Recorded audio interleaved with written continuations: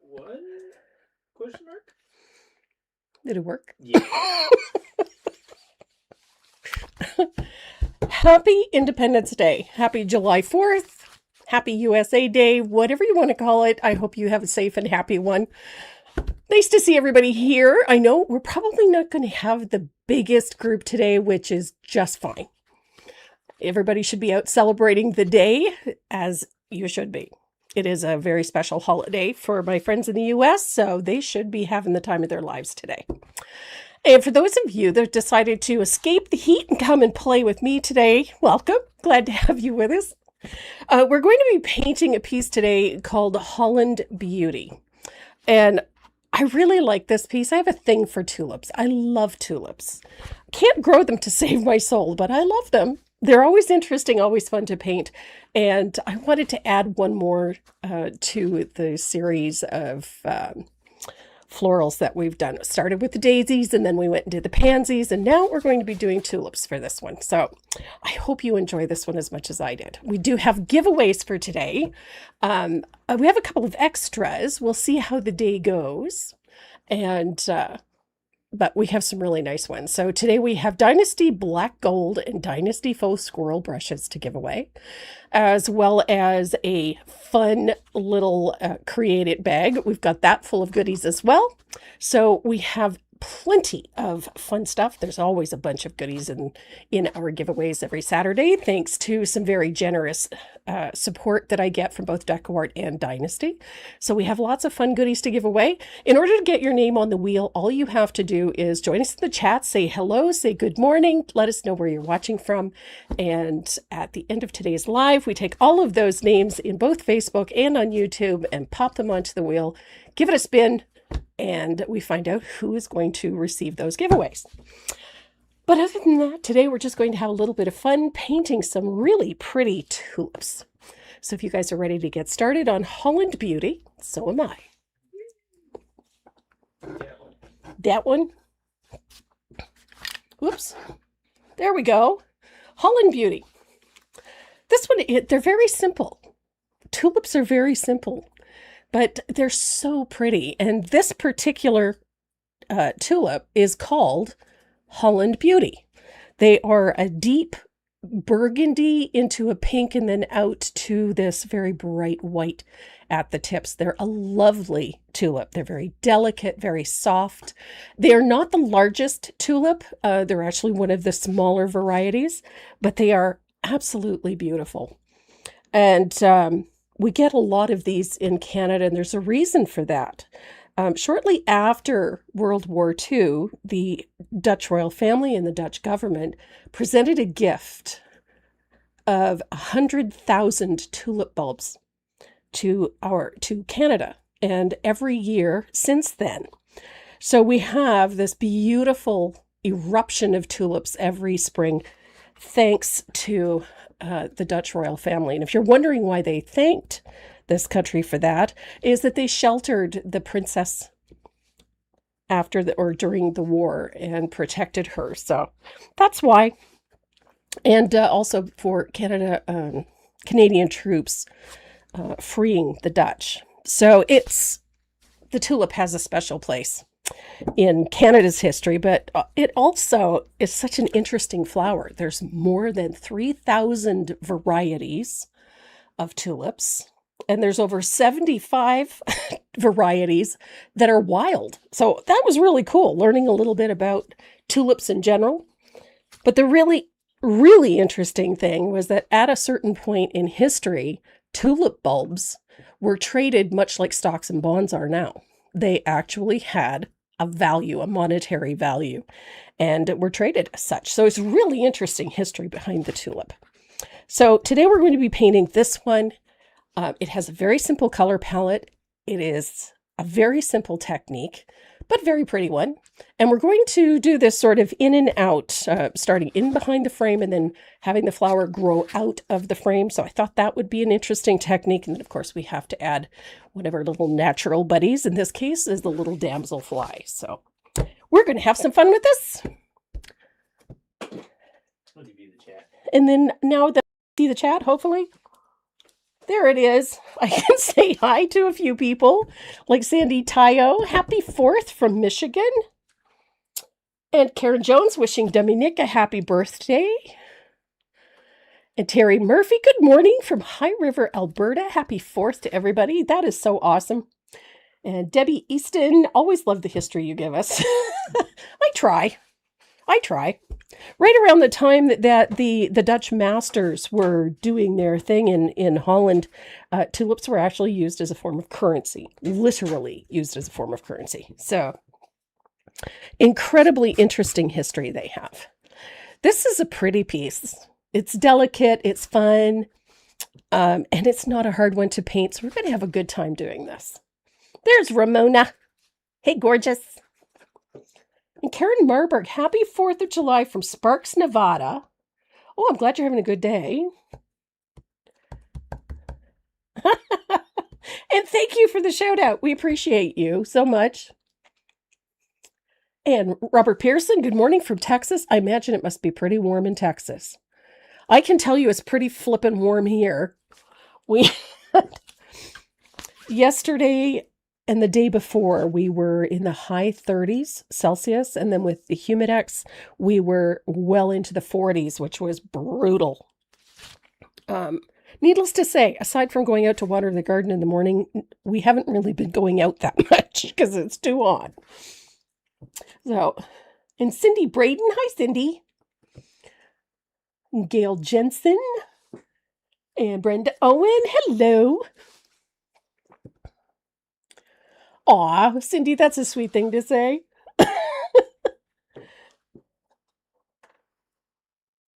That's awesome. Thank you, Linda. Dominic is having a great birthday. This morning was her choice of breakfast. So she had pancakes this morning with fruit salad and yogurt and honey. And then she opened some gifts and she got flowers.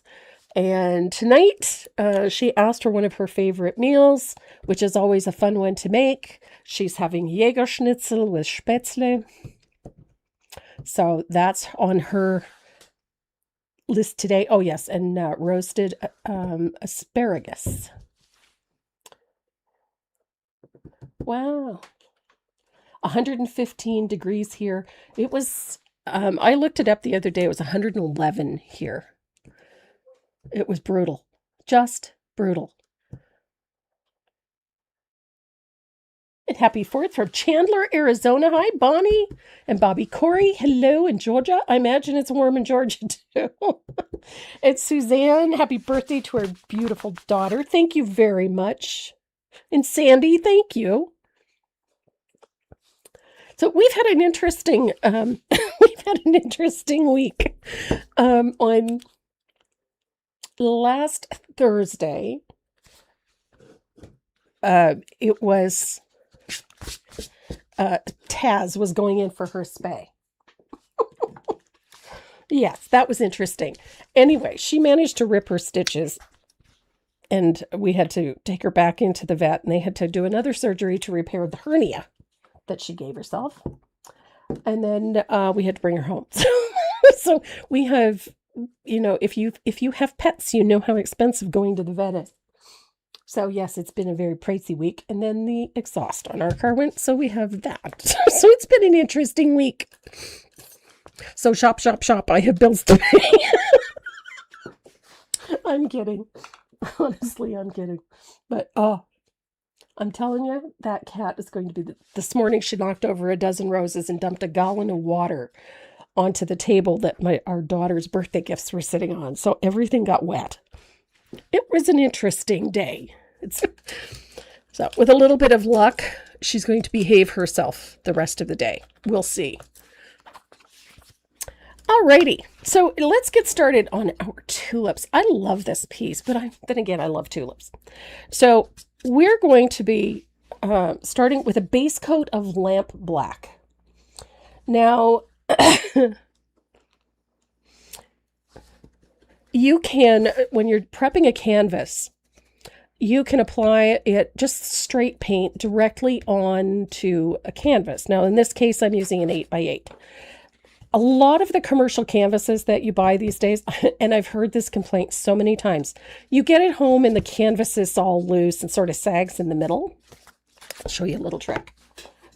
You can either use a brush and a little bit of water and brush the back of the canvas and then let it dry, or you can spray it dry, force dry it with your heat it tool or with a hair dryer. And that will tighten the canvas up on the back side so that you get a nice finish on the front. And then, if at all possible, if it is a lower grade canvas, mix a little bit of black gesso with your base color and put a coat of that on so that you get a thicker finish.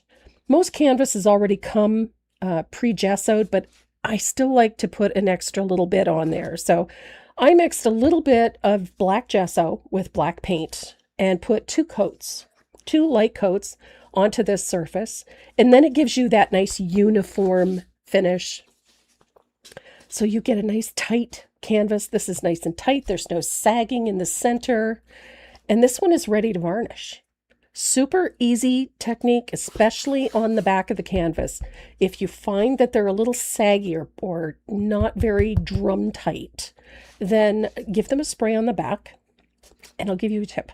If you put a tiny, like say a teaspoon of rubbing alcohol into your little spray bottle and spray the back, the alcohol will help the water evaporate much faster, and it will also help tighten up the canvas. It works like a hot damn. So stretch to prep your canvas, spray the back so that it's nice and tight. Then 2 light coats of black gesso mixed with black paint to get that nice uniform matte black finish on the front of the canvas. And then you're ready to trace and transfer.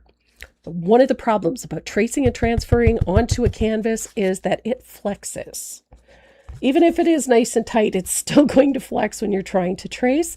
So take a small block of wood or a small book, something that will fit into the back of the canvas, just about 1/2 inch thick, just to give yourself something firm to trace on so you're not having to press so hard. And then trace your pattern on and you're ready to go. So I have my pattern on, and we're going to start with a base coat on our tulips and the stem. Well, you don't have to do the stem, but I like doing the stem. So I'm going to use a round, and I have a little bit of warm white. And I'm going to thin that with just a little bit of glaze or water, and I'm not really in the shot there, am I? There we go. So a little bit of glaze or water to thin out the paint a little. And you're going to fill the space following the shape of the petal. Just like that. And then leave a small notch or a small space in between. This does not have to be opaque. And in all honesty, this isn't opaque. But I am following the shape of my petal. Now there is a little seam there. I try to leave a little space so I can see where it is. Comme ça. No sound. No sound. It's working on this end. Okay, hang on. I will message my tech god.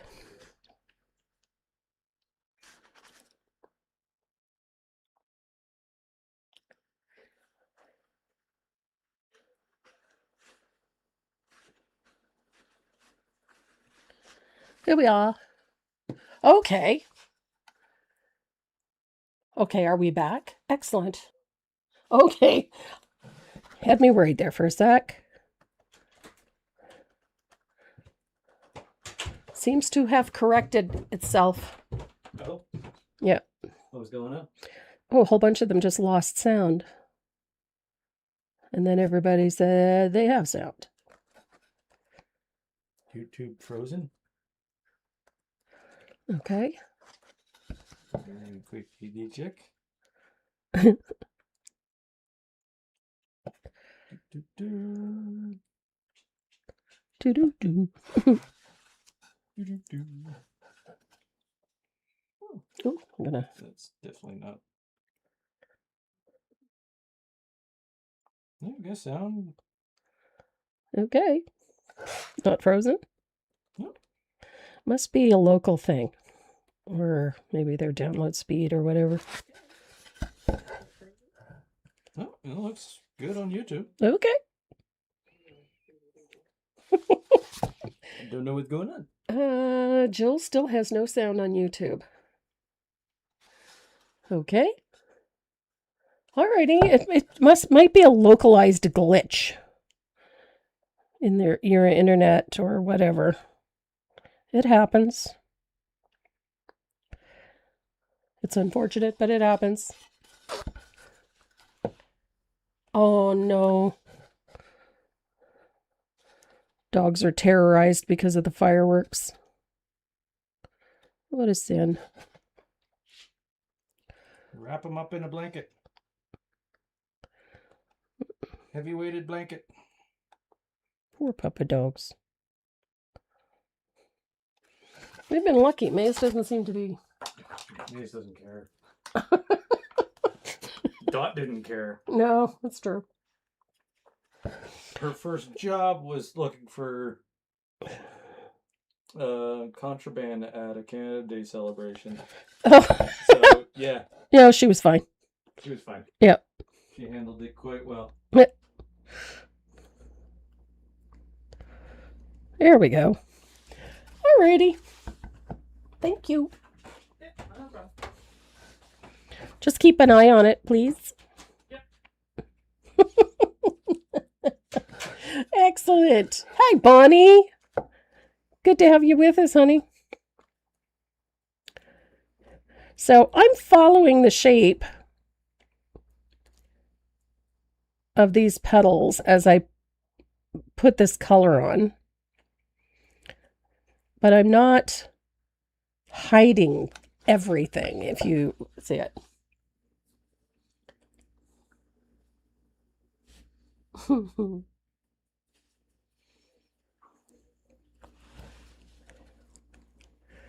There we are. Okay, so we'll get, now that everybody's got sound again. So as I'm painting these, I leave a space between, where there's little gaps so that I don't have to go back in and retrace all these petals. That would be somewhat frustrating. And these larger turnovers get painted, but I leave a space between each of those segments. It looks a little messy right at first, but as you work, those little gaps get hidden by all of the shading and the other details that we put in. So it is a narrow space, however. The finer you can make it, the better. Hi, Kathleen. Welcome.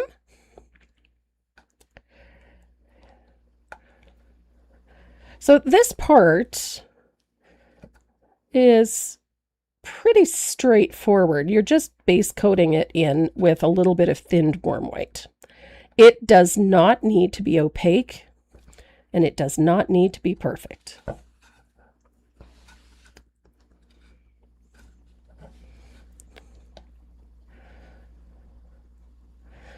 We had a pretty spectacular fireworks here on Canada Day, but ours are done over the river, so they try to avoid doing them anywhere near the trees or the parks and whatnot, simply because it's just so dry. We haven't exactly hit drought levels. We actually came down a bit. We were pretty bad for quite a while. We have burn bans everywhere, so they weren't sure we were going to have fireworks, but they did.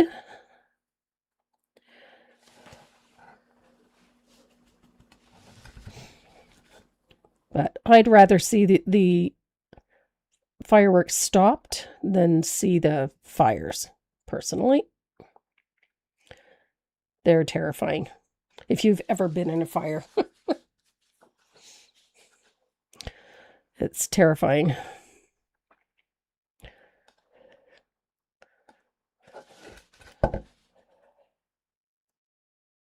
Here we are. Almost there. As I said, this base coating part is perhaps the most tedious of this whole process, simply because you're going to do it all again anyway. And then Shady from Missouri. Hi, Judy from San Miguel, California. Judy is a longtime friend. She has been with us since the very beginning of our adventures here.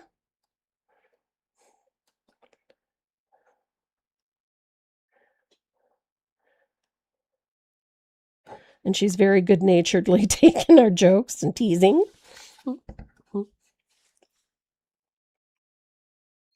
Aw, I always feel so bad for the puppies and the kitties that have to deal with all of that mess. Summit, Missouri.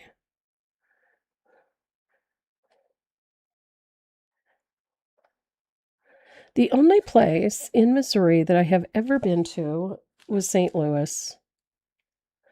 And I was only there for about 3 hours. More's the pity, because it looks like such a beautiful place. Mm-hmm.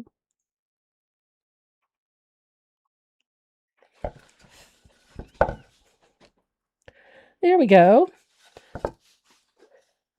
So, yeah, it looks like a dog's breakfast at first, doesn't it? So there we are. So I'm going to dry this. Happy 4th. Hi, Joan.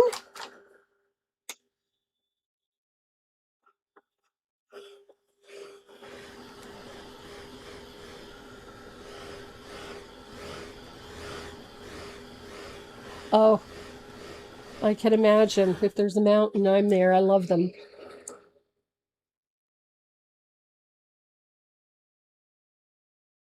Oh, my stars. Poor pups. Janet.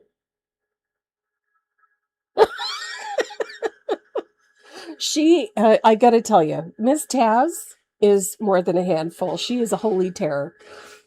But she is so freaking cute that you have no choice but to forgive her antics. She gets into mischief. The other day, she wanted the toy box open. And our toy box is like one of those Rubbermaid shoe boxes, they're about this big. And that's where we keep all of the cat's toys. Otherwise, they'd be everywhere. So we keep all the cat's toys in the toy box.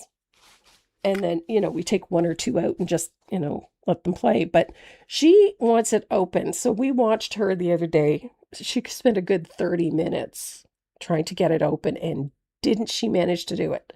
And then when she did, she literally got into the box and rolled around in the toys. So we're doing everything in our power to keep her from overexerting and stretching her tummy muscles until her incision is healed. And she is doing everything in her power to push us over the edge. All 6 pounds of her. She is definitely living up to her name. She is something else. So, as far as color goes for this piece, I decided to be very, very minimalist. And so when I chose colors, I kept them to an absolute minimum. Now, our base color for these, the bulk of the color comes from this. This is Wild Berry. It is kind of, I don't know, it's not really a pink, not really a red. It's a really nice tone. It's very rich. And this little dot in the top doesn't do this color justice. It takes on a really nice rich tone. And it's also a little bit transparent, just a little. What size brush am I using? Sandy, I'm using a number 2 round for the smaller areas and a number 4 for the larger areas. So we're going to be using a little bit of Wild Berry. That is it. And our shading color is this one. It's Cherry Merlot. Oh, Taz is a cutie, but she is something else. And her latest thing is tormenting Gizmo and tormenting the dog. Usually, I mean, when we, Ari got her spay, we brought her home, she curled up in her bed and she slept for like 2 days. She slept, she'd get up, she'd eat and go back to bed. Taz, on the other hand, I think she went like a little bit psycho because she was feeling no pain when she got home. And she took advantage of it. So she was jumping on cabinets and she likes to climb. Oh, so. Do I have a suggestion for an alternative to Wild Berry? Indeed I do. Indeed I do.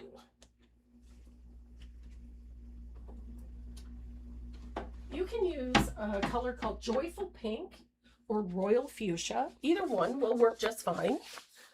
Joyful Pink or Royal Fuchsia. Either one of those. They're a deep, more opaque pink. And the Cherry Merlot, this one here, that was a new color last year. And it's one of those ones that kind of sat in my shelf for a while until I really sat down to play with it. And it's actually very quickly become a favorite. So I'm going to grab a 1/2 inch angle. I'm using a faux squirrel, 1/2 inch angle. I'm also using a 3/8 angle because I like the 3/8 for the smaller spaces. So you're looking at this and I want you to see, this is not a pretty base coat. This is just to let the pink show through. So it's not a pretty base coat. There's lots of brush marks in it. So I'm going to take that 1/2 inch angle and I'm going to pick up a generous amount of that Wild Berry and I'm going to blend it quite well. Let me see, I can show you right there. And we're going to float this color starting about halfway up and I'm going to bring it down to the bottom. And then I'm going to walk it to about the halfway mark, just like that.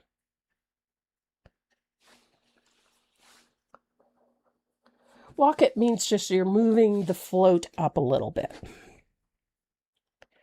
So it can be quite opaque at the base.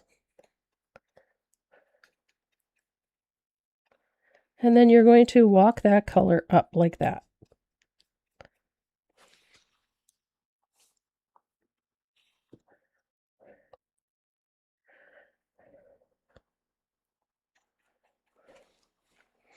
And then we're going to use that same color on the inside of each of those petals, like that.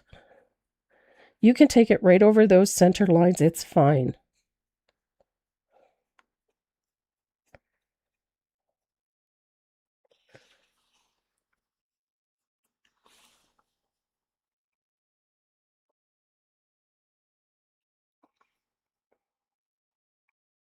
Just like that. Now keep in mind, there's some turnovers in there, and it is going to look a little sloppy for a bit, but don't panic.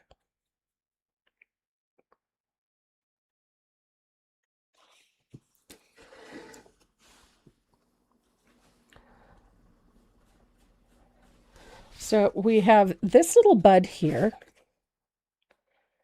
You notice where I start my float? It's up on the edge. And this is a U-shaped float, just like that. So it comes about halfway, start about halfway, Come down. And then bring it up right to the edge.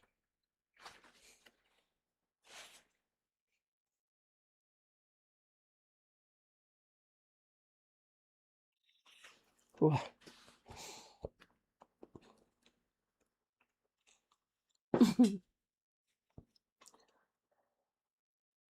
Yeah, those new colors don't last very long.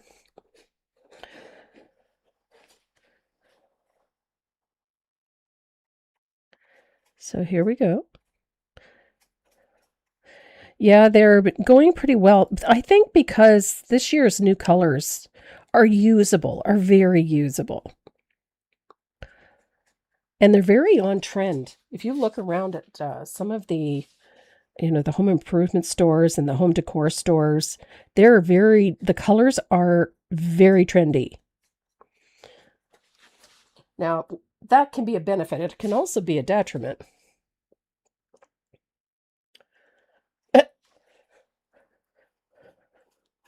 Squirrels ate your tulips. I don't know. I think the winters here just don't like the tulips. My neighbor has the most beautiful tulips, but I think they've been there for like 30 years. She's extraordinary tulips. There we go. I have an absolutely gorgeous reference book for tulips. It's an old book, but it has the most amazing botanicals in it. It's just an exquisite book, but it's all about the Dutch tulips. And it was written early in the 1900s. It's a beautiful book. It's an excellent resource when it comes to doing anything with tulips. And that tends to be the book that I gravitate to whenever I'm doing anything with tulips in it.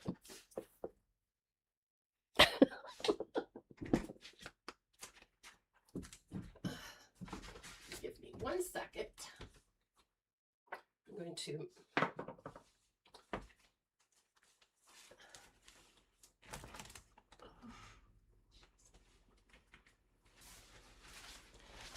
show you my book. So you can tell it's a favorite because I have a lot of things. This is an exceptional book, and it is all about tulips and their history, and it has the most exquisite botanicals and talks about each of the individual species of tulip. It is an absolutely phenomenal book. And it talks about the history of tulips, the various varieties, and their place in history and in art, which is just an incredible book. So I'm a book freak. I love my books. Just 1 minute. Yeah, the artwork in this one was originally published in, I think, 1909 or something like that, or at least the artworks were.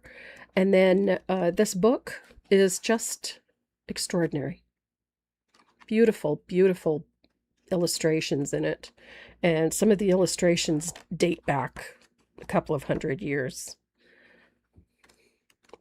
And wonderful references, photo references as well. So this one, if you're looking for a copy of this, the author is Anna Pavord, and the book is called The Tulip. Beautiful, beautiful reference book. I have used this one a great deal.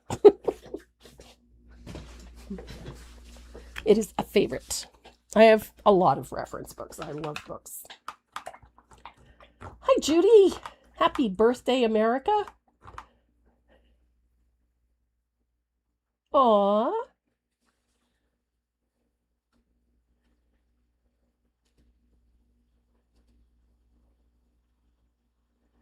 Aw, I'm so sorry. Oh, Janet, do you really? I think it's a phenomenal book.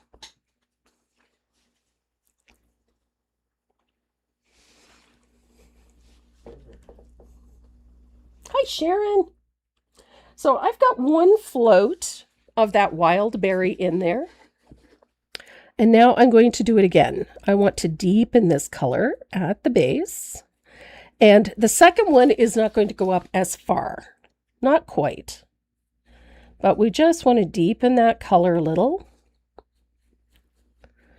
The more layers, the more depth.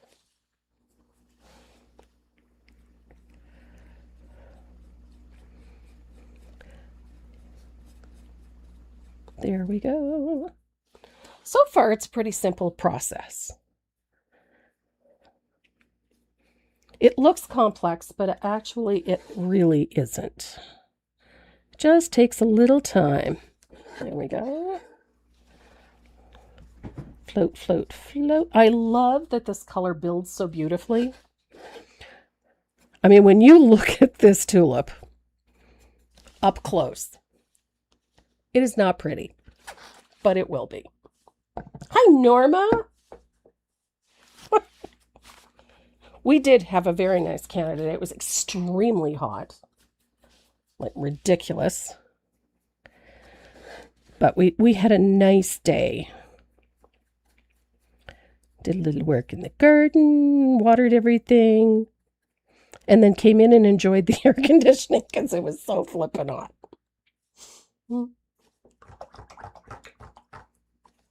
So I'm going to dry this, and then we're going to start layering in that cherry merlot.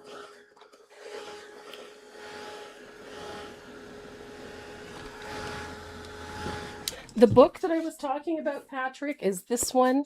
It's called The Tulip by Anna Pavot. It's a fantastic book. Anything and everything you ever wanted to know about tulips is in that book. It is absolutely phenomenal. So I'm going to switch to a 3/8 angle. And I'm going to pick up a little of that cherry merlot. Got a little too much water. There we go. This is one of those colors that is a little deceptive, cherry merlot. I think it comes across as being quite purple. But when you combine it with a red, it takes on the most extraordinary tone. This beautiful, rich. Isn't that pretty? It gives you that depth. This wonderful depth.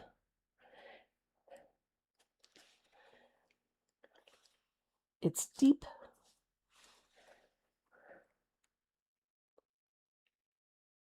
I love the darkness it gives and the richness that it lends to this color. So it doesn't take away the pink, but it gives it a bit more substance. I think that's the word I like about it. The word I want. It gives that color substance. Look at that. Oh, you're stuck inside of Michael's? Well, there's worse places to be, Debbie.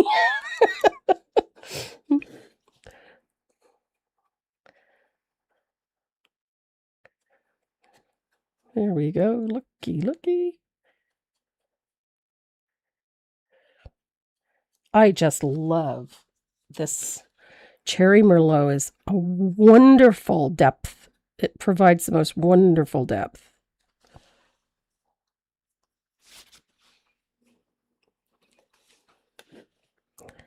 So I'm going to go in here. Look at that. Love it. I love it. I love it. I love it.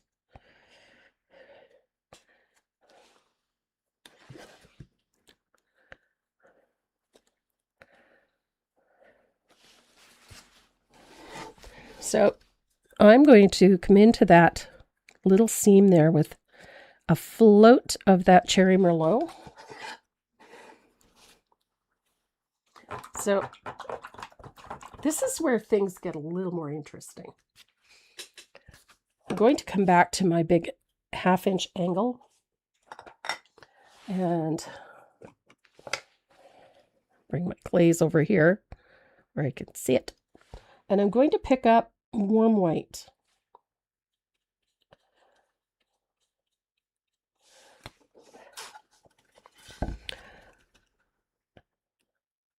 And I'm going to take this float right out to the edge of the petals, like that. And a couple of things happen when you do this, is that white overlaps that pink just slightly, and it softens it. So you get a nice crisp edge, but it softens that boundary between those colors. So I'm going to come down here. I'm coming up to the edge of my petals, and I float right over that seam at the top. That little gap, I'm going to float right over it. Just like that.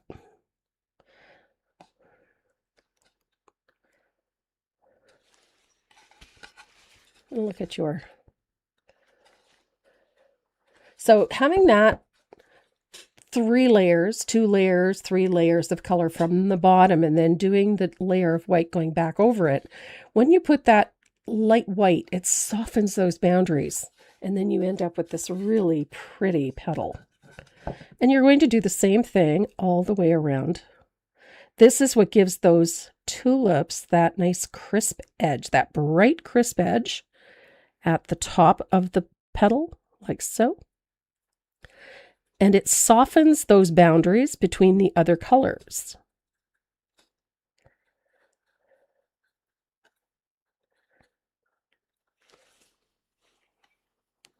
So by doing that, you end up with a crisp edge where it needs to be crisp. Having those vertical stripes work in your favor. Remember the brush marks that we put in? We had the white, it wasn't fully opaque, but it left brush marks. So you can see them in there, and it creates a visual texture of the petal because we followed the shape of the petal.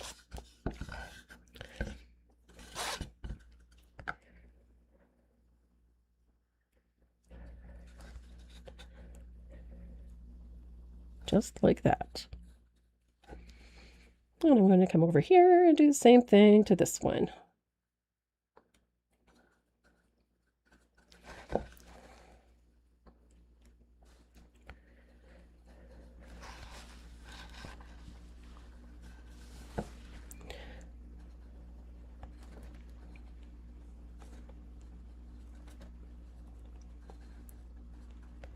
I love tulips to have that almost a translucency about them, which is why I don't put that base coat fully opaque.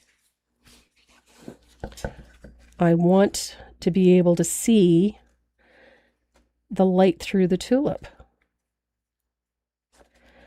And by using that soft layering technique of having those darker colors first and then the lighter colors after the fact, you end up with that sort of the illusion that it is translucent, that the light is somehow passing through those petals.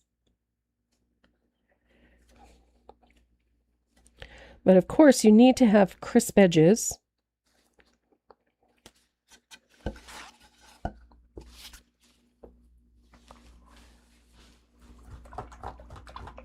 Hi, Bonnie. Hi, here's Lucy. I think I saw a new name in there, a Sherry. I missed part of your name, Sherry, and I'm sorry for that. So I love painting tulips. I just think that you can do so much with these. So, of course, it couldn't possibly be me without a little bit of asphaltum. I know. So I'm going to use a little bit of glaze. Blot my brush. A little bit of asphaltum. I'm going to blend it out quite a bit because I don't want this to turn brown, so to speak. But we're going to go into these... Oh, goodness. There we go. Going to go into these shaded portions of the petals right here. Into those deep dark areas down at the bottom and put in a shadow of asphaltum.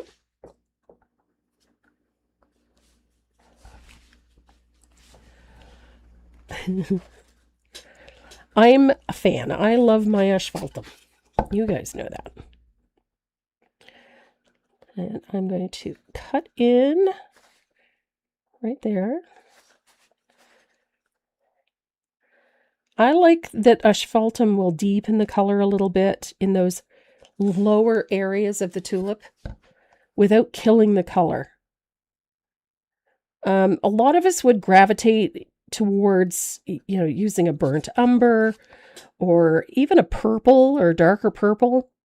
But honestly, a little bit of heavily thinned asphaltum. It doesn't flatten out the color. It doesn't take the punch out of it. Asphaltum, Carol, is this color. What's asphaltum? Oh, you smartass. Sorry. Here I'm seeing a question. What's asphaltum? Carol, you're a bugger.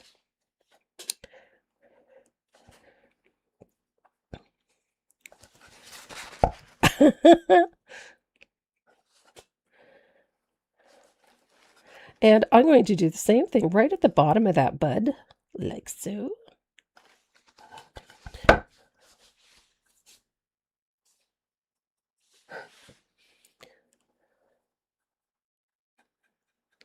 I love this color.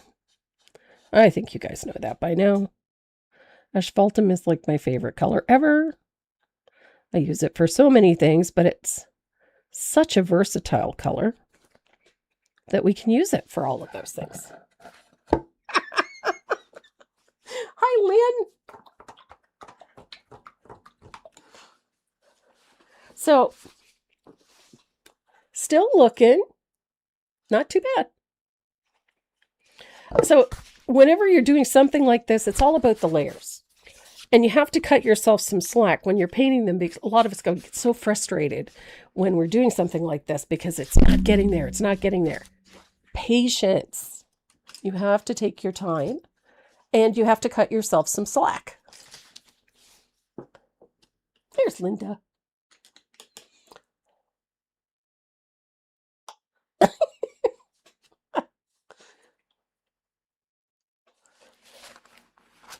Oh, you thought, is antique green and or matcha green discontinued?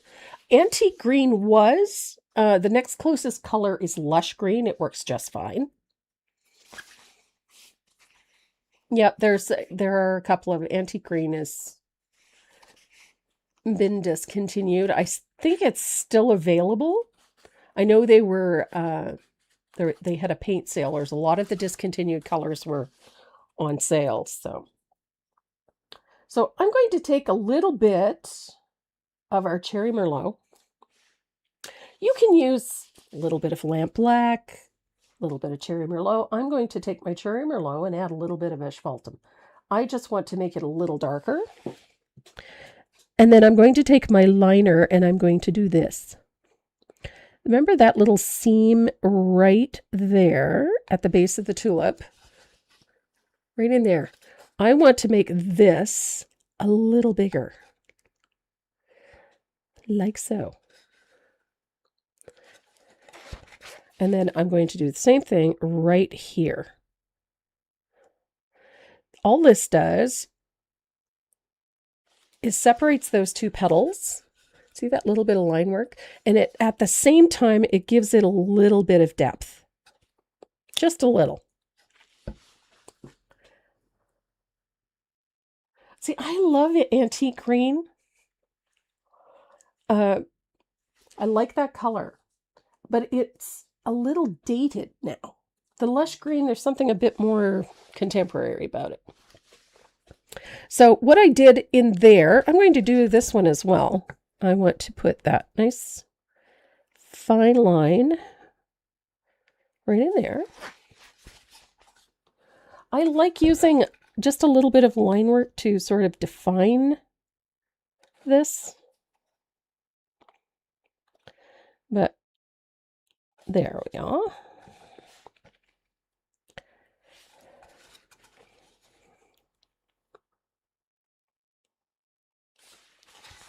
There we go. So it's just a line of that darker Cherry Merlot. You can, if you've got black on your palette, you can use a little bit of black. It just needs to be a little bit darker just to enhance that shape.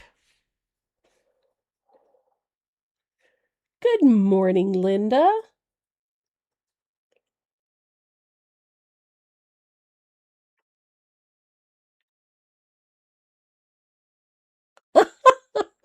Yeah, nobody leaves Michael's empty-handed.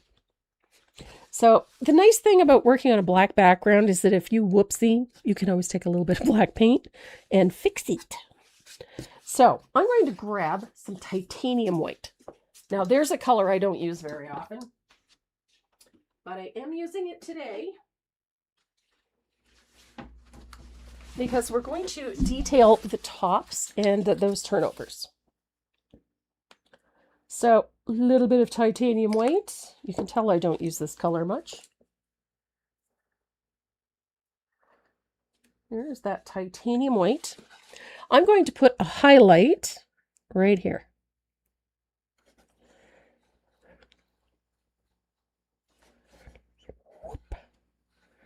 And right out to the edges of the petals. Look at that. So all of a sudden we've got shape.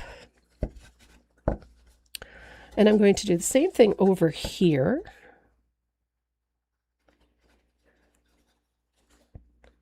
That little highlight, out to the edges of the leaves or the petals.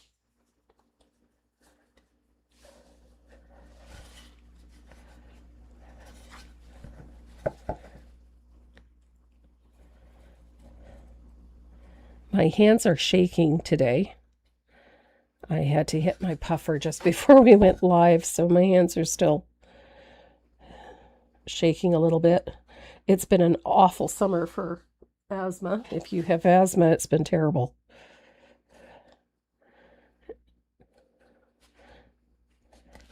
So little titanium white out at the edges. That little bit of titanium white just brightens. Look what it does to the edges of those tulips.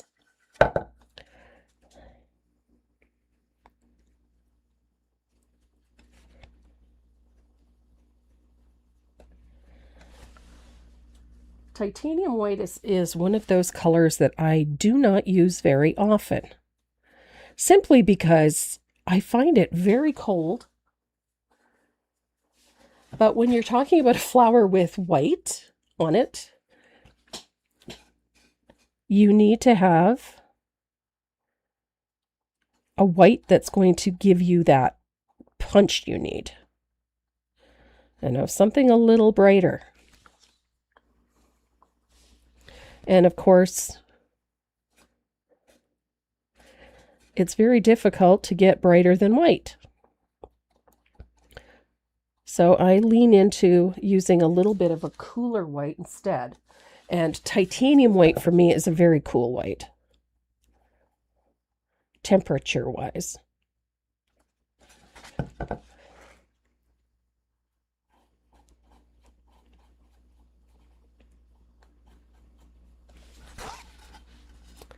Ta-da!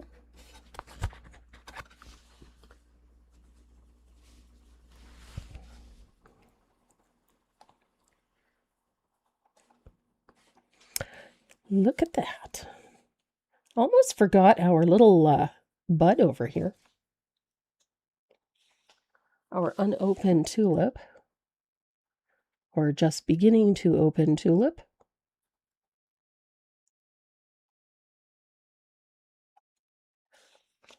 Look at that. So I'm going to take a small round or a large liner, depending on how you look at it. And I'm going to use a little bit of titanium white. And this is how we're going to define the edges of this tulip. So there's a little ridge or a little fold over at the edge of the tulip. And you're going to paint that with titanium white.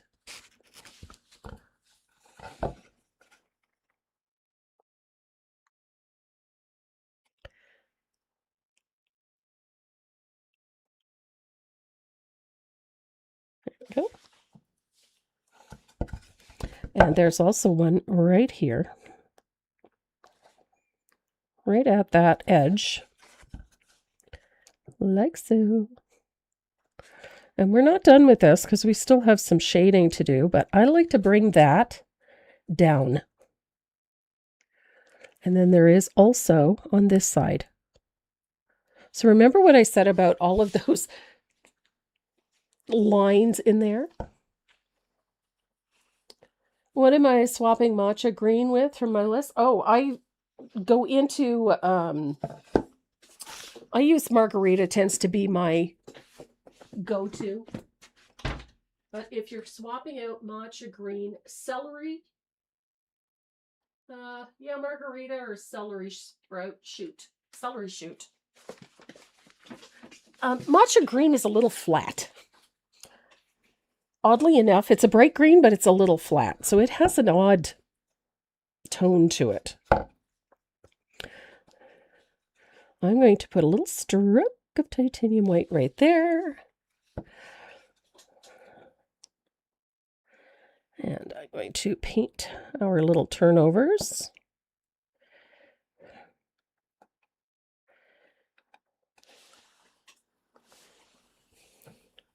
These are going to look a little rough for a bit, and that's okay. Celery shoot is a nice green. It's a nice fresh looking green that I'm fond of that color. Quite fond of that color. Matcha green, I mean, I don't use it very often, but I do like the tone of it.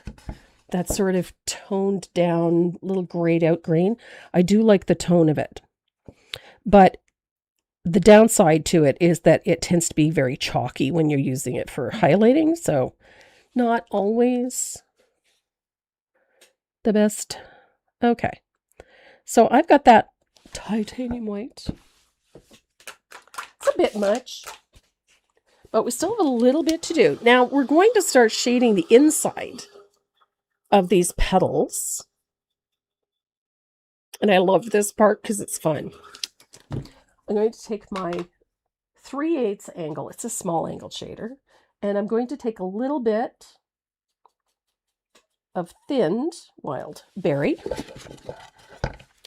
And I'm going to shade up into, and now I heavily thinned this so that it's quite transparent. And I'm going to shade up into and under those little turnovers. Like so.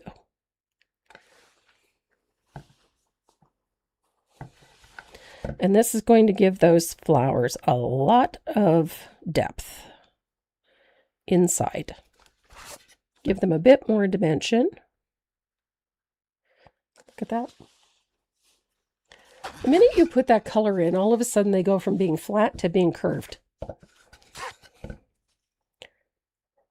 Remember what I said about don't worry about the inside of this being fully opaque because it doesn't matter? It doesn't matter. Because you're putting on so many layers of color that base coating it would have been redundant. Like making it fully opaque would have accomplished nothing. And it would have made your flowers look a little bit solid. And I like the idea that these are a little more translucent.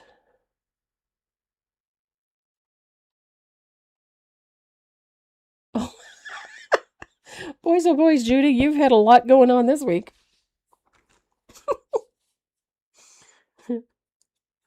So again, I'm going to take a little bit of that wild berry, thin it out. Remember that center vein on this? Anytime you've got a highlight, you've got to have a shadow. So I'm going to bring a little of that up, just like that. Now we've got a curve in our petal, and I'm going to do the same thing over here. I love a nice shadow.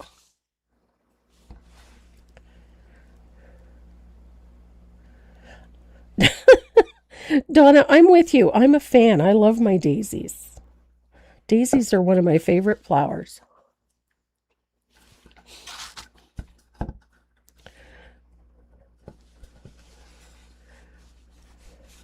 So getting there.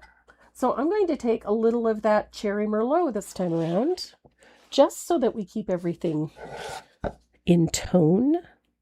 And I'm going to deepen that. Look at that.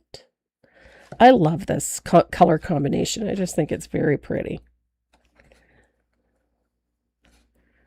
There we go.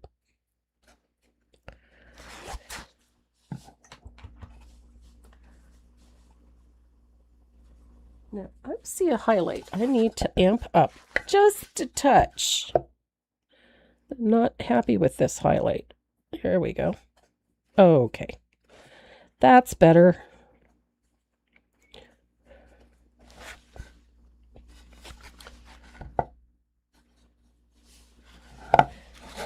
I love tulips. Now, if you wanted to add veins, I know some people really like to see the vein lines in tulips. You could take your Cherry Merlot, thin it out, lots and lots of glaze so that it comes off the brush nice and easy. And then you would pull those tiny veins from the base up. Now you need a really fine liner to do this, but follow the shape of the petal when you're doing it. So if you've got brush marks in there and you want to add vein lines, nice fine lines, but use an existing color, and it doesn't have to be a darker one. So you can come from the bottom and work up with fine lines of Cherry Merlot. So it just adds a little extra to this without adding too much to it.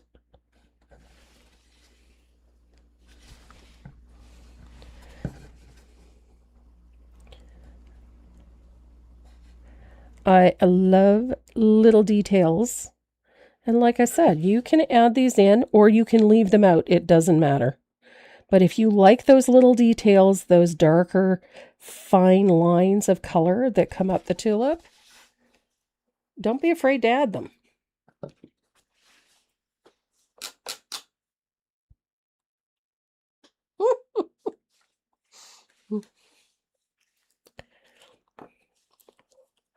So where did my angle go? I've got one more petal to do that's been bugging me.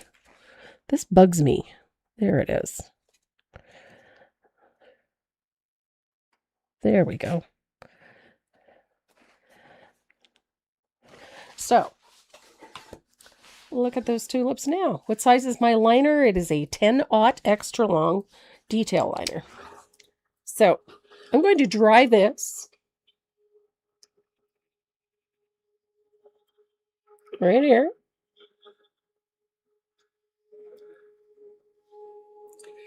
Hi, Deborah, from Pine Grove, Nova Scotia. Well, I'm glad you find me painting is relaxing, because I get very relaxed. If I get any more relaxed, I'll slip into a coma. So we're going to add one last thing to our tulips.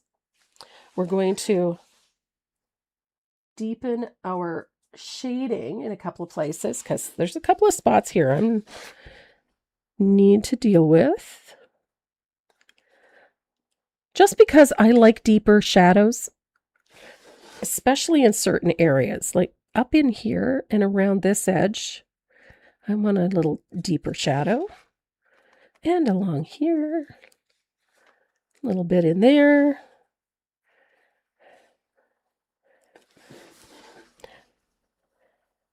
I love that little bit of asphaltum. It just makes the colors feel a little warmer without flattening them out.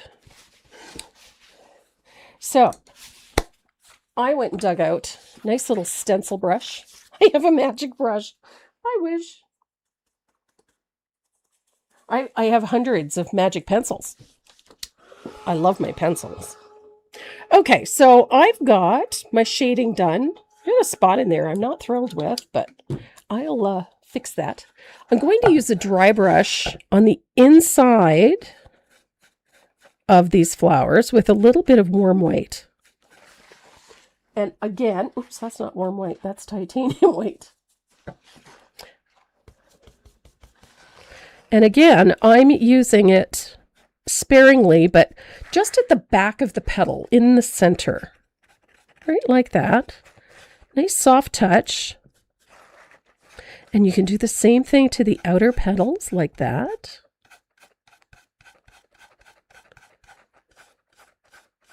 It just softens the flower dramatically, I might add.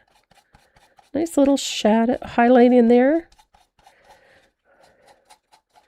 Just softens the inside of those petals. And then, oops, keep going for the titanium white. Nice little dry brush will soften the outer flowers as well.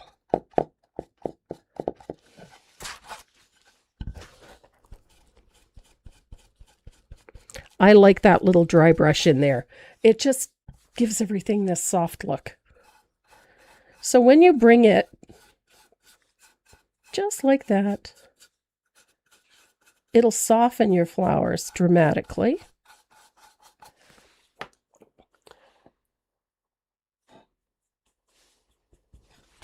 And I'm going to use a little bit of that cherry merlot mixed with a little bit of asphaltum, and I'm going to separate and shade these little bits here so that we don't have that stop and start line. So now these petals are tucked in behind the ones in front. Little float.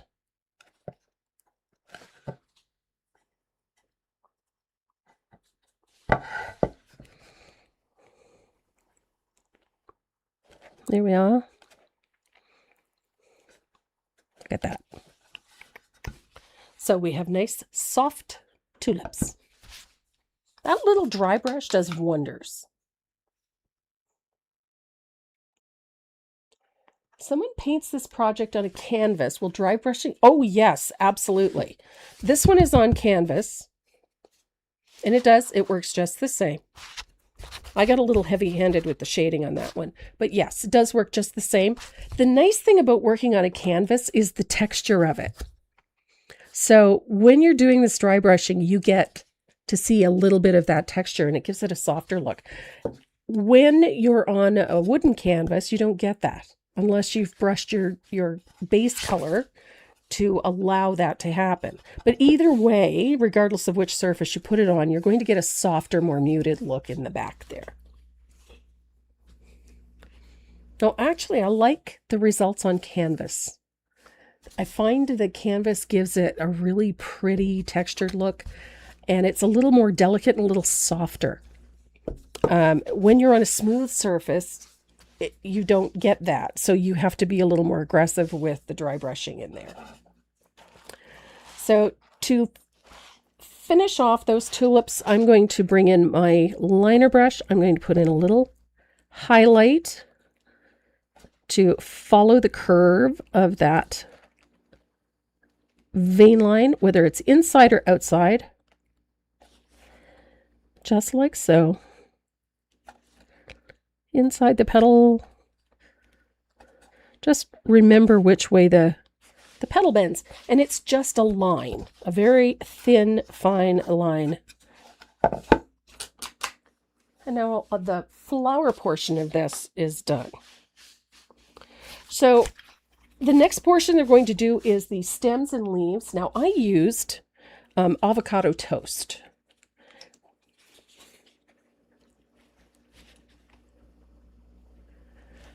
Sandy, yes, I miss my base. I mix my base color with black gesso. And then I put 2 coats on. There's Loretta Lynn.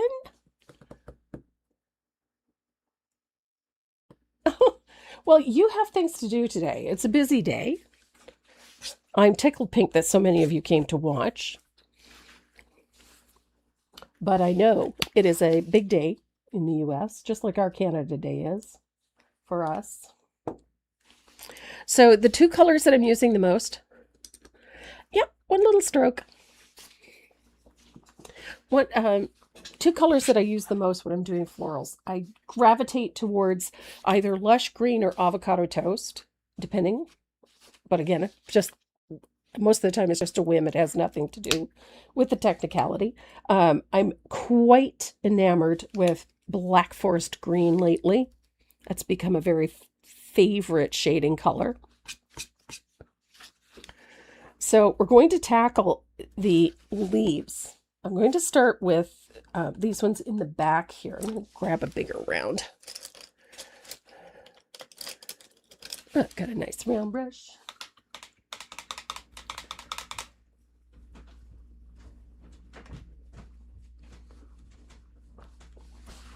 So I'm going to start with avocado toast.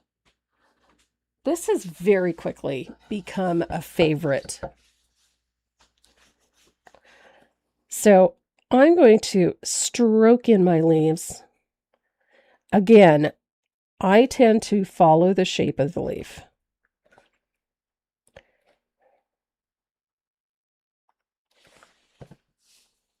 And one coat is all that's really necessary for this. Primarily because we're going to be putting 1, 2, 3 more greens over top of it, plus asphaltum and warm white. So it's going to be a bit. We've got a bunch of colors to put in yet. So I wanted to show you a trick. Whenever you're painting up to a straight line like this, there's a couple of tools that you can use. And one of my favorites has always been painter's tape.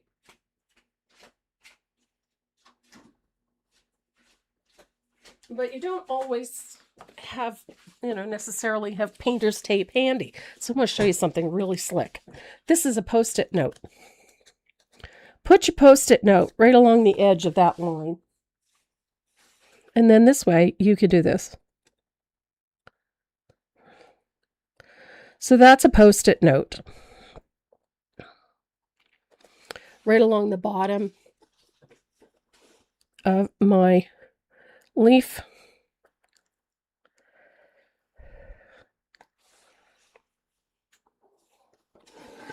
Okay.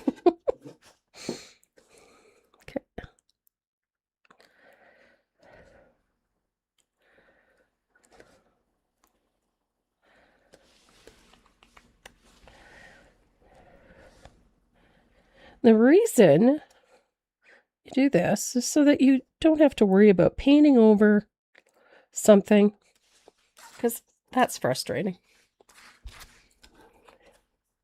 So this is a great little tip, and I'll tell you, my buddy Deb showed me this one. I usually will lean into and grab my painter's tape. She showed me this little trick. It's so simple. It is a great little tip. So we have a lovely little leaf here. And then I have a leaf underneath here.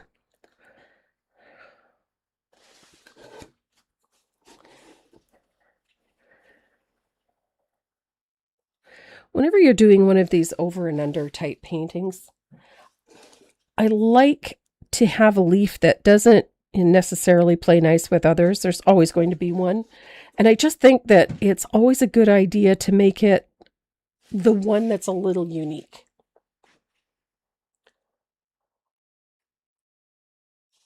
Oh, my stars. There we go. So lean into it. If the leaf looks wonky, let it be wonky. I think a lot of the time we worry about things too much. It's just paint. It's marvelous if you can make your life a little bit simpler, but there we go. Ta-da! Leaves.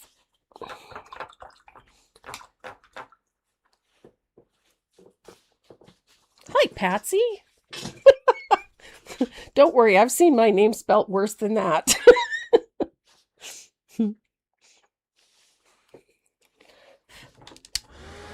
So I'm going to dry this.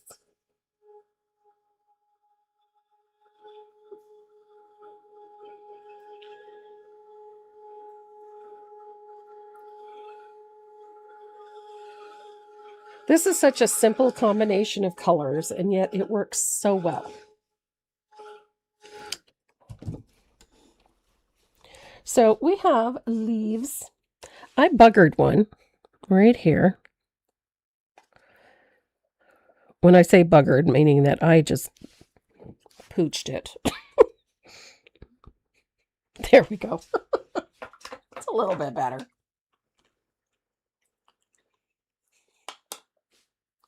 There we go. So I'm going to dry this really well, and then I'm going to talk about the shading, which is super simple. I'm using a little bit of Black Forest Green. Whoa, that's a lot of Black Forest Green. There we go.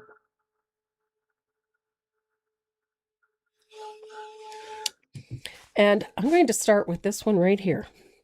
So I'm going to put a shadow. Okay, let's try this again. Did I grab black? No, I didn't grab Black Forest Green. I grabbed Plantation Pine.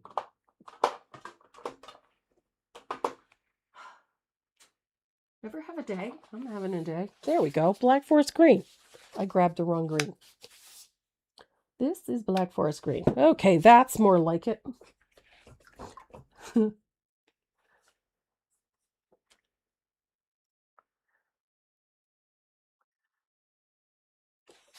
So, Black Forest Green. I'm going to shade right up against that stem. And then I'm going to follow that center vein all the way up and out to the point. Just like that. Now that Black Forest Green is a very, almost a blue green. It's really pretty. So I'm going to shade right up underneath this leaf like that.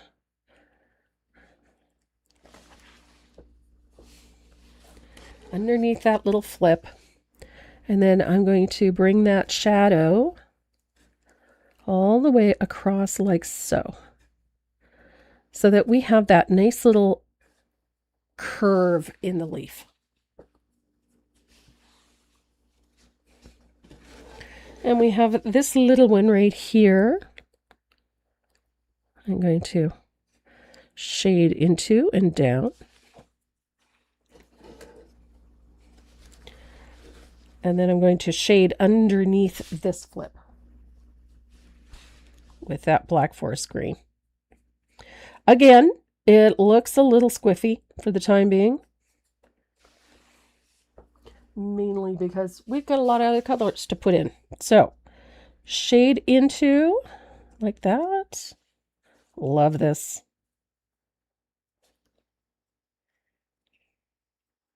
And up.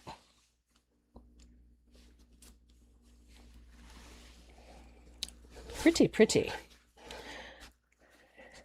And there is a little shadow right here, but it's just a little one. Like so. Look at that.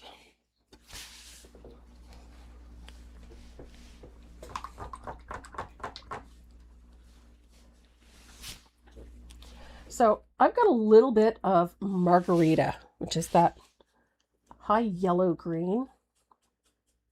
And I'm going to pick up a little bit of warm white and mix it with it. Not to make it fully opaque, but just to lighten it a little. I love Black Forest Green, personally. And I'm going to put that highlight right here. Oof. I think I got a little heavy-handed, but that's okay.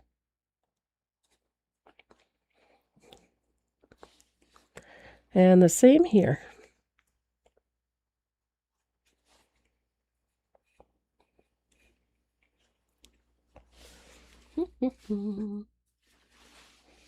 Again, it's going to look a little much. Hi, Kathy.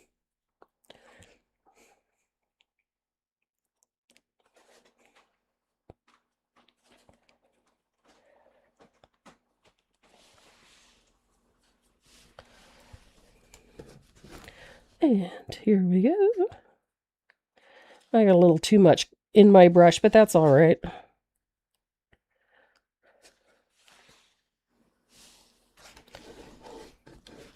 And I'm going to highlight the upper edge of this. I'll probably come back. Oof. My brush is not happy.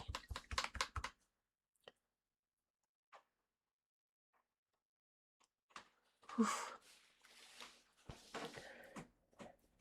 We're here on the East Coast. We are not used to those ridiculously high temperatures. So for us, we tend to gravitate right back into the air conditioning because we're not accustomed to it. So, 30 degrees, okay. We can deal, but 46 like we were the other day is a bit much. Et voila, look at that. We had a temperature of 36, and with the heat index, it went to 46. It was positively brutal.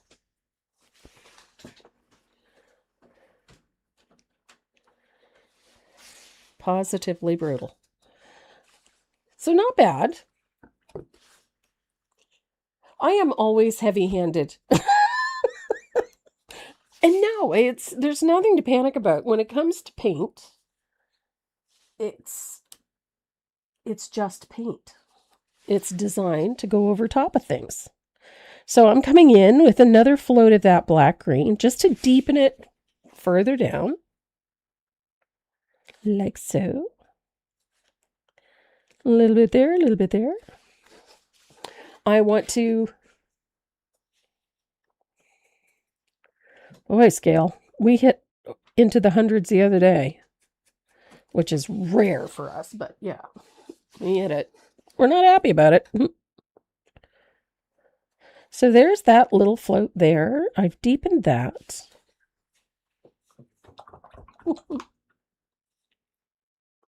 Now I'm going to come back in with a little of my avocado toast because I want to bring that color into this little wobble here. So I kind of lost all my avocado, so I wanted to bring some of it in. So I'm just going to float the back side. There we go. Anytime it was looking a little thin, so I just wanted to bring a little more in, especially on that highlighted side. I don't like to see that. There we are. That's better. So I'm going to grab my, this is a round, I think. Nope. Yep, it's a number 1 round. And I'm going to grab a little of my avocado toast. And I'm going to put a touch of warm white in it, just a titch. Because I want to do this. I want to put a little fold at the tip of that, just to smooth it out. And I'm going to do the same thing here. And I'm going to bring that along the edge like that and just let the color run out a little. I wanted a nice sharp point on that. And now I'm going to start out here.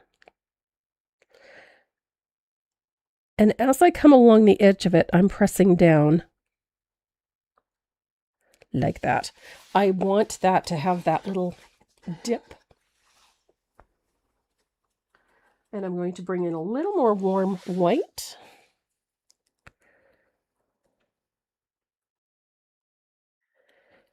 Just at the edge of those leaves. Look at that.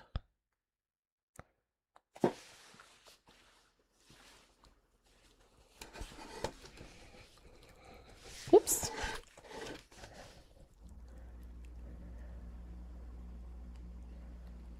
There we go. I like it when the color kind of runs out a little bit. You can see it's not as super bright, but it's there nonetheless. So now we can take our... Hi, Faye! Now I'm going to take my avocado toast And I'm going to paint in my stem. Just like that. I like doing it after the rest of the leaf is done because it gives me a nice clean line.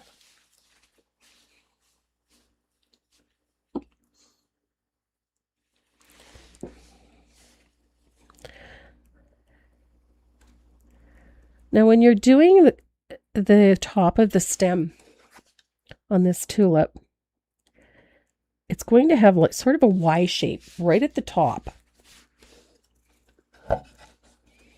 Just a little bit.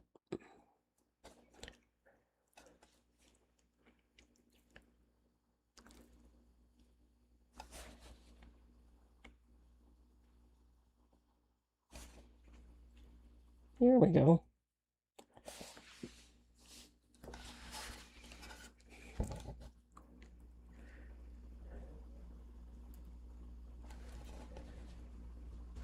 Now the one over here, I like the fact that it's kind of got a little bit of a curve in the stem, so that it's not perfectly ramrod straight.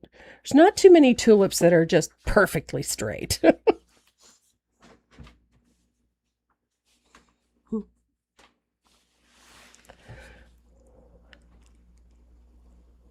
Here we go.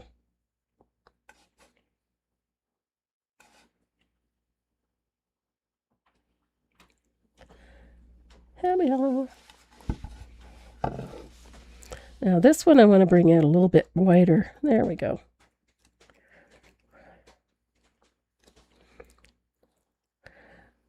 Now, as I said, I'm using a number 1 round to pull that in, but you could use a rigger if you don't have a number 1. So we'll dry that.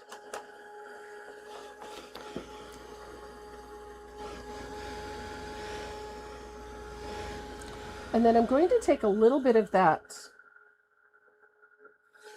Black Forest green, and I'm going to put a line of that, little bit of water, on one side of the stem to the back side. It's not full strength. A little bit of water in it. Just at the edge of that stem.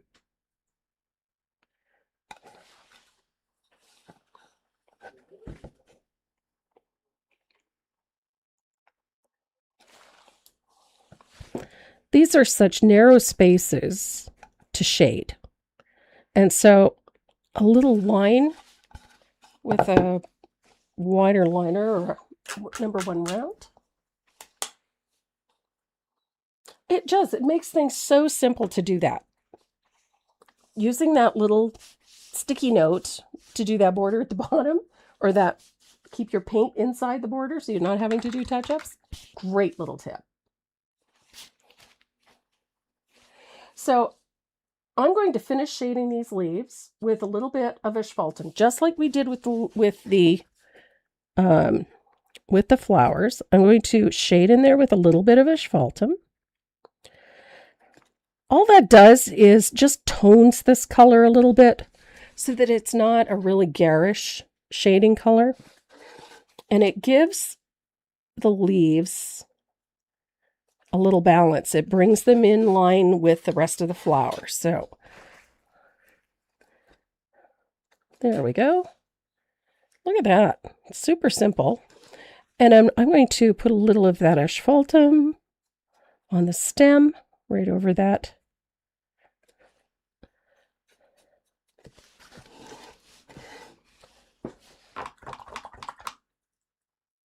I know, they're pretty. So we can take that liner again, and I'm going to use a little bit of that margarita, a little bit of white.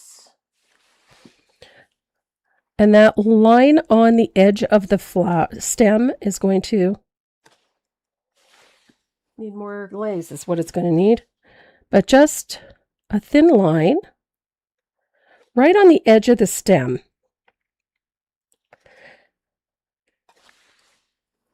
A little brighter, I think. But that little thin line, and it doesn't have to go all the way down. it can stop right about there. There's your little highlight, and it's a thin line. Doesn't have to be much. Thin line. Ta-da! I have said oops. Several times, in fact. Oops. Oops. It's one of my favorite words these days. Oops. So I'm using a small stencil brush. If you have your favorite dry brush, I like my stencil brush. I have a favorite dry brush too. So I'm going to put, remember what we did with the tulip where we muted everything with that little dry brush? That's what I'm doing on the inside of this petal. And I'm going to do the same thing here and here. I like to soften things. So nice little dry brush. Don't forget the edges of the, ooh, goodness. Overdid it there.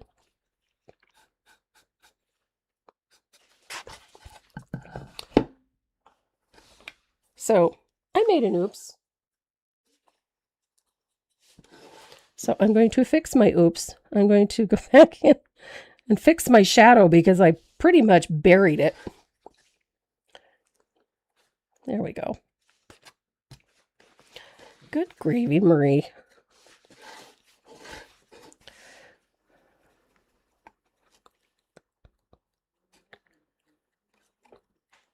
There we are. Every once in a while, right? Oops. I'm allowed to oops. I oops frequently. So I'm going to give myself a clean palette for this next bit because I'm running out of spots. I'm picking up other colors. I'm going to need a little bit of lamp black.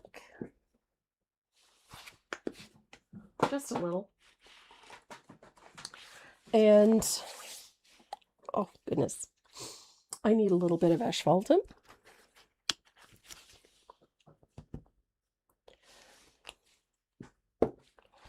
And I need some Bahama blue.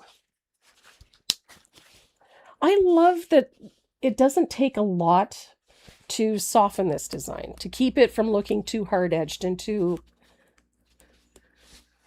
Virginia Ruiz. Amo verte pintar. Saludos desde Argentina, Buenos Aires. Mucho. Muchas gracias. Mucho gusto. So there's a couple of ways you can do this dragonfly. You can base coat the wings like I did in this one. I just put a coat of white on the wings. I kind of like how they look delicate. The other option is to float the wings. And I've done that before. I did that on the pansies. When I did the dragonfly on that one, I floated the wings. But I tend to like this method simply because it pops up really nicely. And this needed a little opacity to balance this out. So that's what I went with. So I'm using a little bit of warm white on the wings. So we have lamp black, warm white, asphaltum, and Bahama blue. Those are the 4 colors that we're using to paint that dragonfly. So I'm going to start with a little bit of asphaltum, and I'm going to pick up just a teeny tiny amount of warm white because I don't want this so dark that it's going to disappear into the black. So I'm going to paint the body. Now the body is just a series of little segments, and the same with the rest of it. So I'm just going to dab little segments along the body. Just little dots. You're not looking for accuracy here. And the same with the eyes. They're just little bits, little dip-dads of asphaltum. Now for the highlight, I'm going to dry this.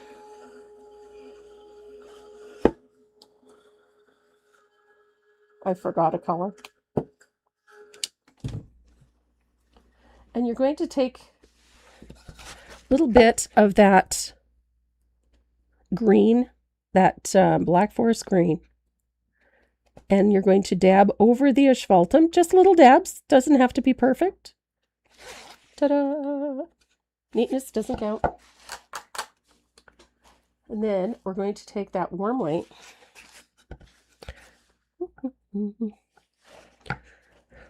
And we're going to put little strokes for the eyes.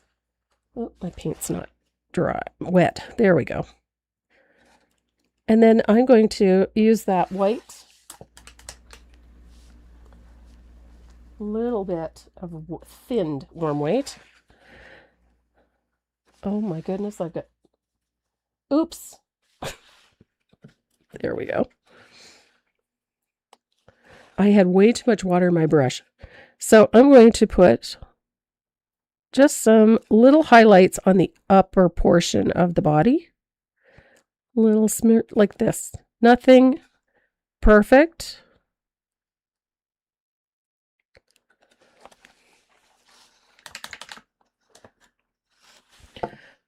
And then I'm going to use my finger to diffuse them. I don't want them super bright, but there's your dragonfly. A little bit of green, asphaltum. It's a tiny dragonfly, damselfly.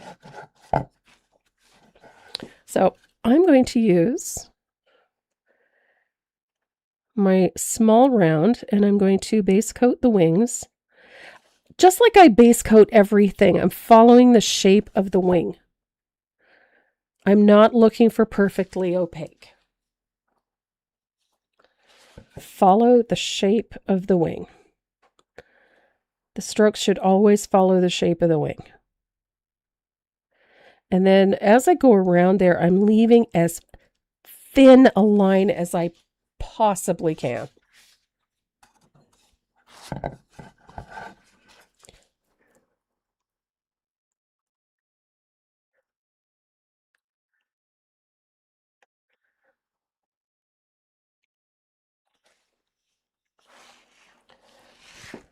I love dragonflies or damselflies,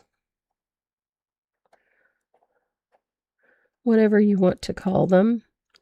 I think this one's a damselfly. It's very small. There we go.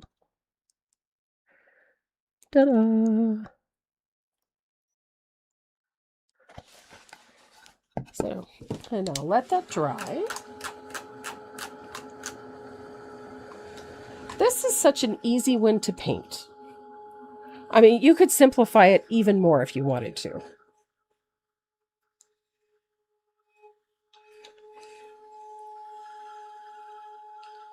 It's raining again. Oh, poor Karen.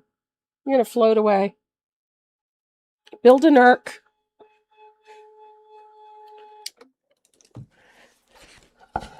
So now that it's dry, I'm going to use my 3/8. And we're going to float a little Bahama blue out to the tips of the wings, like that. Tips of the wing. Comme ça.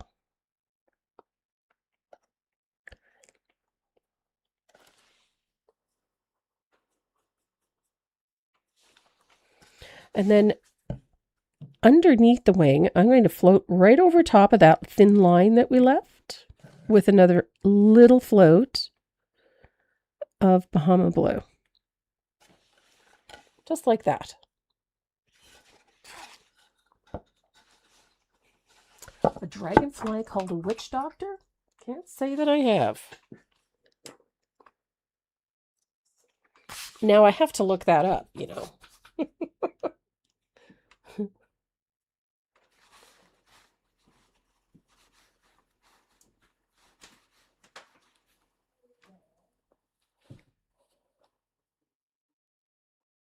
Oh, yes.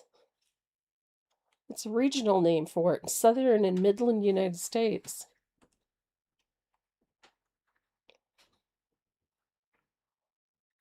They're a big one.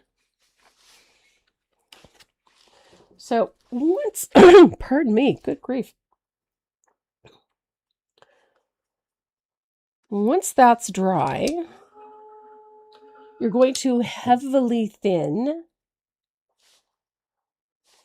a little bit of asphaltum.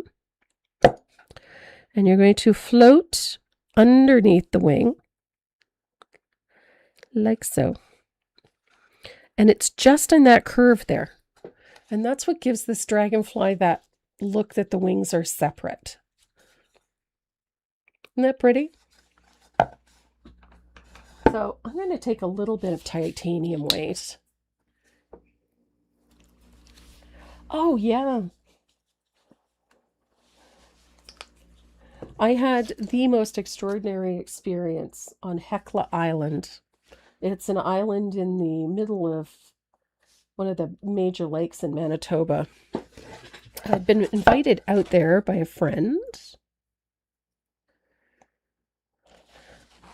And she said, you have to see this because it's sort of a once-in-a-lifetime event if you've never been up there.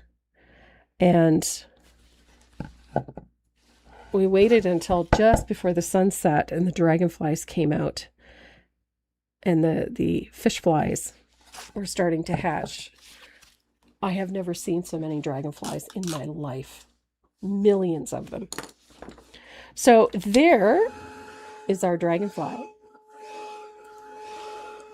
Now, I've got a really cool tip for you guys. Now, I have one of the things that I usually tell people, if you're going to be drawing on a border with any kind of a marker or a paint pen, use a steel ruler with a cork back. Now, if you don't have a ruler with a cork back, I'll show you something. You're going to tape a smaller ruler to a bigger one. See how that looks? It gives you an elevation right there. So I've got a smaller ruler that I can tape to the back side like this. And you can do that with like a glue dot, or you can use tape on both sides. It doesn't matter. But I usually use tape if I haven't got a steel one handy. And I'll show you why. So, 2 little pieces of painter's tape. I'm going to put the small ruler on the back of the bigger ruler. And I'm going to tape it into place. Now, obviously, you're not going to use as much of the ruler, but I want to show you. When you do this, I mean, I'm leaving an open area, but this is the reason I do it. The minute you put this on the surface, the edges of your ruler are not touching the surface. It's almost 1/8 of an inch or the thickness of the other ruler off of the surface.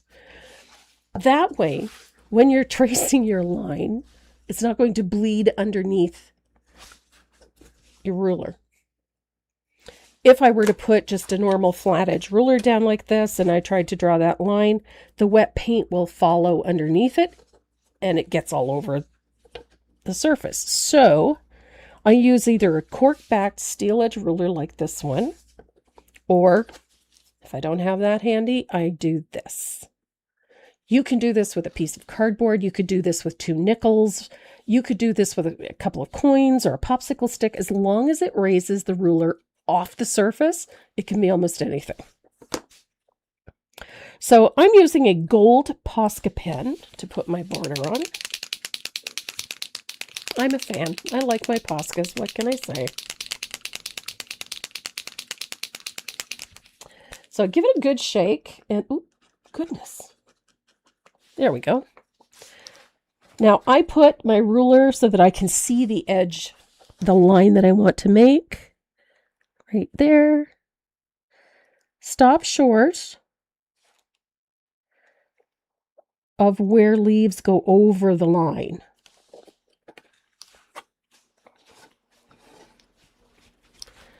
Here we are.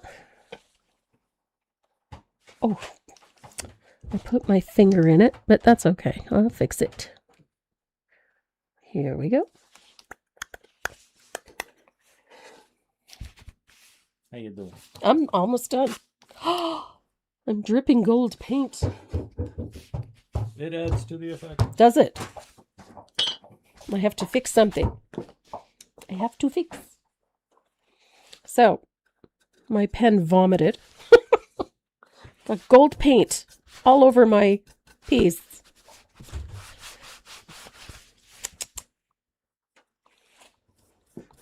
You want to load up the wheel, or did you do that already? 8 steps ahead of you. Oh, okay. Nothing new in that.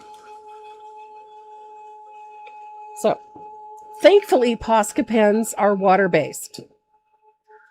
Oh, Patricia, I'm going to talk about the Posca pencils in just a second. Because I get excited about the silliest things. So, I'm going to finish my border here. I can do it without getting drops of gold paint everywhere. Okay. That's 1, 2, oop, a little further. There we go. This will be my final oops for the day. I've had several today.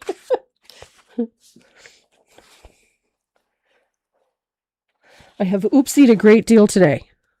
At least you don't have a cat walking through your palette. No, it's true. So there's my border. I'm going to dry this real quick before I end up putting my fingers in it again. All you have in your backyard is mosquitoes.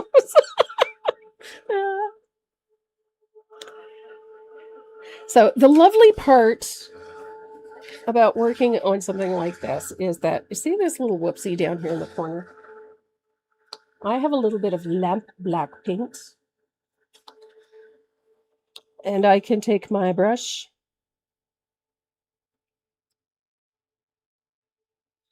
it's paint.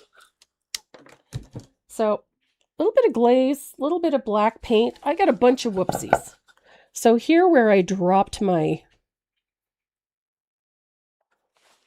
gold paint into the background, I can take just a little bit of lamp black and paint right up to the edge of my tulips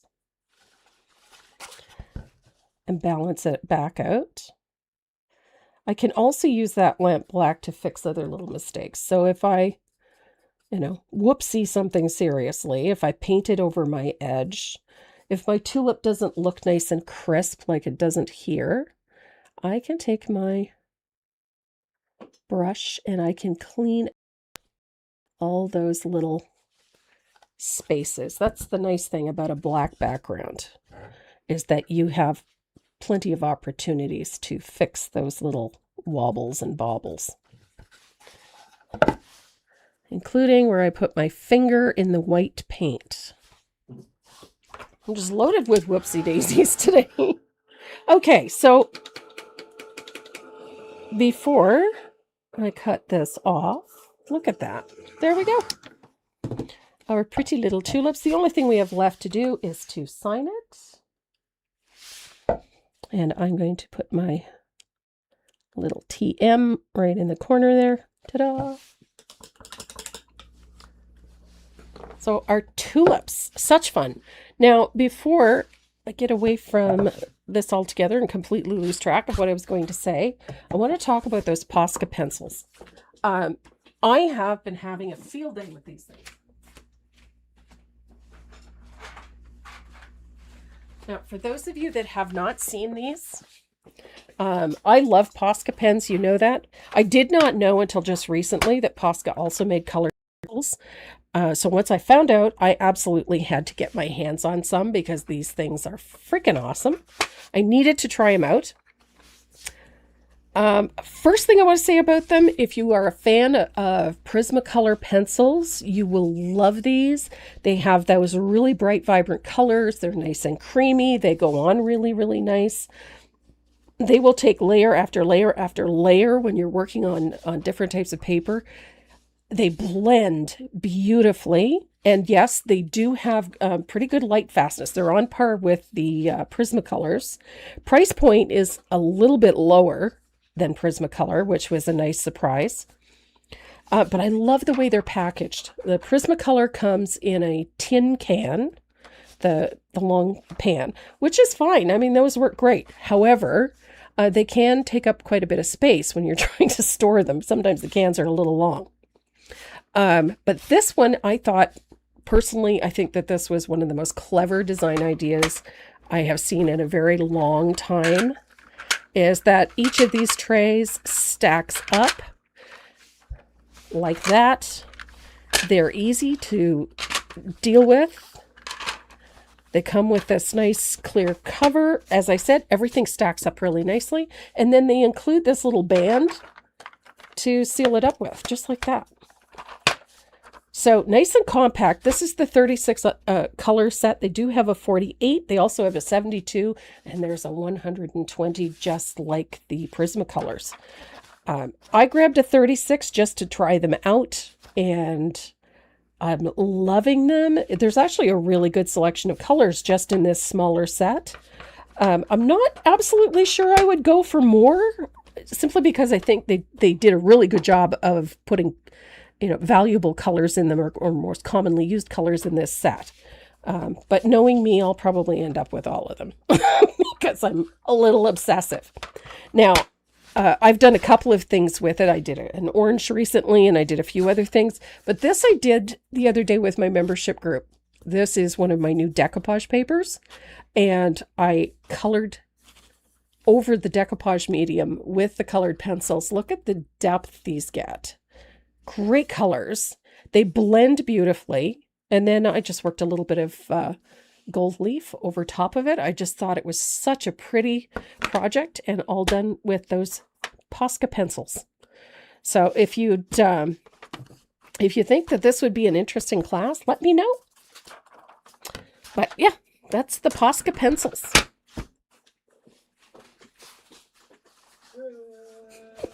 That one. Just to remind everybody, the pattern sale is still on the website. The printed patterns are 50% off. The e-packets are all discounted as well, but there's also a coupon code on the website. If you're on the Canadian website, your coupon code is going to give you discounts across the board. So I have surfaces on sale. I have printed patterns on sale. I have e-packets on sale. There's stencils, plus you have the discount code, so you're going to get a nice little bargain at the top.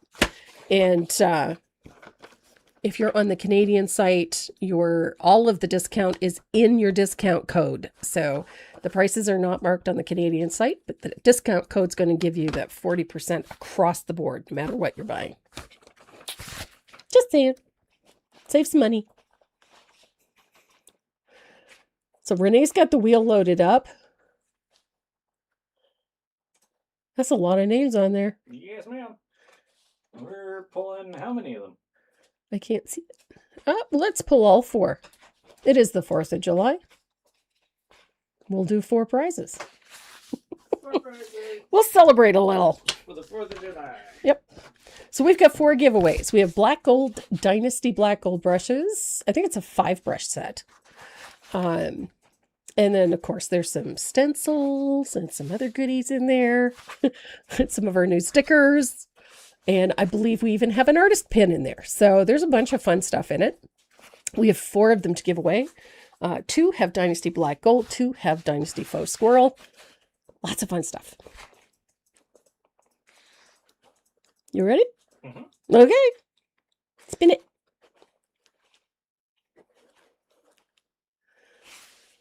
Time to shop.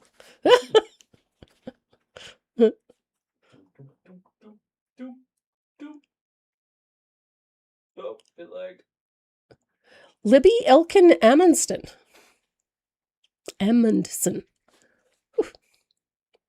So as always, guys, hop over to the website and click on the contact button and send us your shipping information, please. I can't ship it if I don't know where it's going. So we're also, we keep all of those giveaways. So you have 2 weeks. If we don't hear from you or don't get any shipping information, after 2 weeks, they go back in the bin.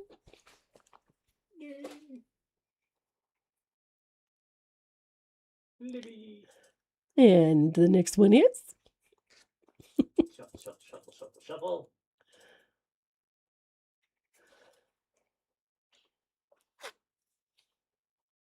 Whoa. If you're wondering why I'm squinting, I'm trying to see the name on the monitor. Charmaine Bannister. That's awesome, Char.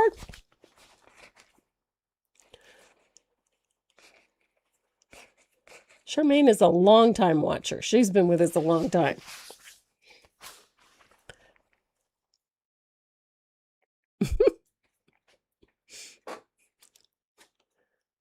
Can't remember the last time she won. I can't either. And the next one goes to...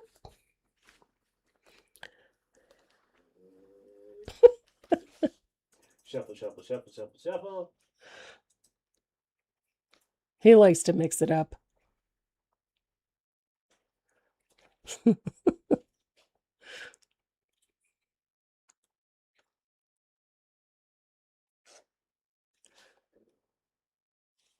Sherry DeGraw. Awesome, Sherry.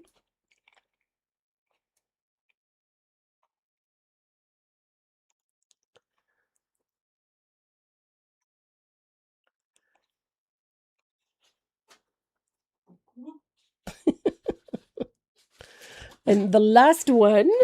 Last one. Oh, it's a heavy one. Nope. Yeah, they do have the same thing. Shuffle, shuffle, shuffle, shuffle, shuffle. And boof.